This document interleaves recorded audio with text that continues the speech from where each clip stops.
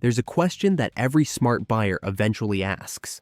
Why spend $50, $60, even $70,000 on a brand new van that will spend half its life at the dealership for software updates and emissions repairs, when there are machines out there sitting on used lots right now, priced like old appliances, that will simply refuse to die?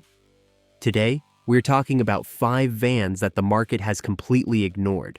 Vans that nobody buys. Vans that sit on lots for months because buyers walk right past them in favor of something newer, flashier, or more complicated.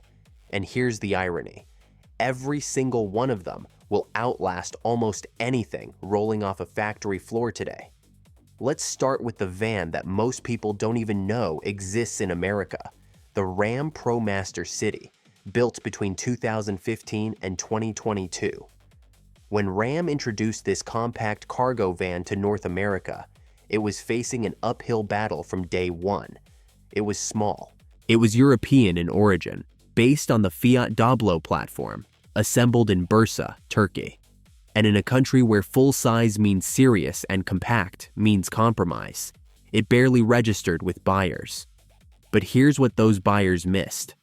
Under the hood sits a 2.4-liter Tiger Shark multi-air 4-cylinder engine, producing 178 horsepower and 174 pound-feet of torque, paired with a 9-speed automatic transmission, one of the most sophisticated gearboxes ever fitted to a commercial van of this size. The interior offers 131.7 cubic feet of cargo volume. For a vehicle shorter than most pickup trucks, that is a staggering amount of usable space. Payload capacity reaches up to 1,900 pounds, and the tight turning radius makes it a genuine asset in dense urban environments where a Transit or Sprinter becomes a liability. The ProMaster City was discontinued after 2022, and that decision turned it into something unexpected, a hidden gem. On the used market today, clean examples sit between $10,000 and $18,000. For a van this capable and this maneuverable, that price is almost absurd. Small businesses, courier services, and a growing number of stealth camper builders have quietly figured out what the general market missed entirely. The ProMaster City is the van you've never considered, and the one you might never stop thinking about once you do. Would you have ever looked twice at one of these on a used lot? Now we move to a van that had every credential in the world and still got overlooked. The Nissan NV Cargo, produced from 2011 to 2021. Nissan's decision to enter the full-size commercial van market was bold, and their engineering approach was even bolder. While rivals like the Ford Transit and Ram ProMaster adopted European-style cab-forward designs that prioritized interior volume and fuel economy, Nissan went in exactly the opposite direction. The NV was built on the F-Alpha platform, the same truck architecture that underpins the Nissan Titan pickup and Armada SUV. It had a long hood, a traditional front-engine layout, and a cab that sat you high and forward like a proper truck driver. Mechanics loved it because the engine bay was accessible. Fleet operators loved it because they already knew how to fix Titan drivetrains. And a small but devoted community of buyers loved it because of what sat under that hood. Early models carried a 5.6-liter V8, producing around 317 horsepower. In 2017, Nissan upgraded to a 375 horsepower version of the same VK56VD V8, now matched to a 7-speed automatic transmission. The result was a full-size cargo van capable of towing up to 9,400 pounds and carrying a payload of 3,620 pounds. Those are numbers that most so-called commercial vans can only dream about. The NV was discontinued after 2021, another victim of corporate restructuring rather than any fault of its own. And that discontinuation created the same dynamic we saw with the ProMaster City. A flood of quality used examples hitting the market with nowhere to go. Today, a solid Nissan NV Cargo with the V8 can be found between $13,000 and $20,000. For a van with truck-grade towing capacity, a bulletproof engine, and parts shared with one of Nissan's longest-running truck platforms. That price is remarkable. Here's something most people don't know. Nissan committed to parts and service support for 10 years after the final model year, meaning 2031 before any parts drought becomes a concern. That is not a discontinued van. That is a long-term investment. The third van on this list has something the others don't: a genuine cult following. The Chevrolet Astro and its GMC Safari twin were built from 1985 to 2005, and over those 2 decades, General Motors produced approximately 3.2 million of them at the Baltimore Assembly Plant in Maryland. They were never the most glamorous vehicles on the road. They weren't as practical as a full-size van, and they weren't as fuel efficient as the minivans that were eating their lunch through the late 1980s and 1990s. But what they had was something far more valuable in the long run: a truck heart. The Astro and Safari were built on a rear-wheel drive truck-based platform, not the car-derived front-wheel drive architecture that most minivans used. The centerpiece was GM's legendary 4.3-liter V6 Vortec engine, a power plant derived directly from the small block V8 family, and widely regarded as one of the most durable V6 engines ever produced. Owners routinely report 200,000, 250,000, even 300,000 miles on original drivetrains with nothing more than routine maintenance. That engine simply does not give up. From 1990 onward, buyers could also opt for all-wheel drive, a genuine AWD system, not a part-time setup, that made the Astro and Safari serious winter performers and surprisingly capable light off-road vehicles. The towing capacity with the standard engine reached 5,500 pounds, which left most contemporary minivans looking embarrassingly underpowered by comparison. Today, clean Astros and Safaris with functioning AWD and low miles on freshly serviced drivetrains can be found for $4,000 to $10,000. That price, for a van with this mechanical reputation, is the definition of undervalued. The van life community discovered the Astro years ago. Van builders have fitted them with rooftop tents, sleeping platforms, and solar setups, turning what was once a grocery-run vehicle into a legitimate adventure rig. If you could find a clean example with documented service history, would you take the risk on one of these? Let's talk about an American institution. The Ford E-Series, Econoline in its cargo van form, produced continuously with the generation most buyers focus on running from the early 1990s through 2014, is arguably the most battle-tested commercial van ever sold in North America. Ford's decision to replace it with the Transit for the 2015 model year wasn't a judgment on the E-Series capabilities. It was a business decision driven by market integration and fuel economy regulations. Yet, the E-Series was too good at its job to disappear entirely.